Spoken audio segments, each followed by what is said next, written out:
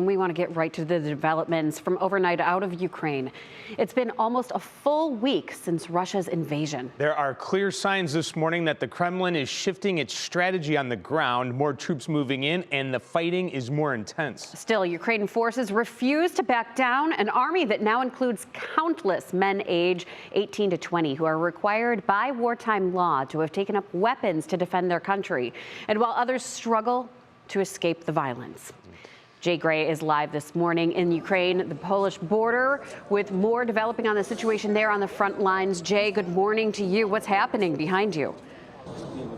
Hey, Maureen, Dave, good morning. We are about a mile from the border at this point at what could be called an entry station. This is where, after escaping the violence in their homeland, so many gather to try and understand exactly what comes next. Overnight, the desperate rush to escape Ukraine continues. To this point, more than 500,000, many too young to fully understand, leaving their lives and often loved ones behind. So hard and so scary about my husband. I don't want to say goodbye.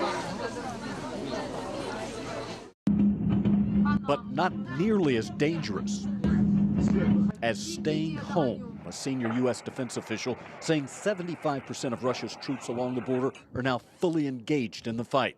A primary target, Kyiv. Satellite images showing a convoy of Russian equipment and troops outside the capital city, a line that overnight reportedly grew to more than 40 miles long. The buildup of Russian troops building the resolve of Ukraine fighters. Officials posting drone video they say shows the Ukraine military taking out a Russian strike team. Still, less than a week after the invasion, there are growing signs of the toll this war is taking on their homeland. We are actually on the verge of a large humanitarian crisis. A crisis defined by communities burned out and ripped apart, and the faces of those forced to run.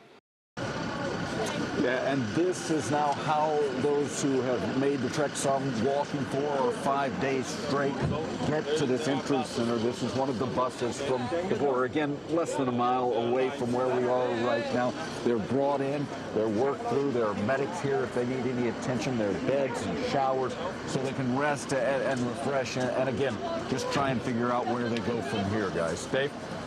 Jay, we know diplomatic teams from both countries met face-to-face yesterday for the first time. Do we know anything more about that meeting this morning?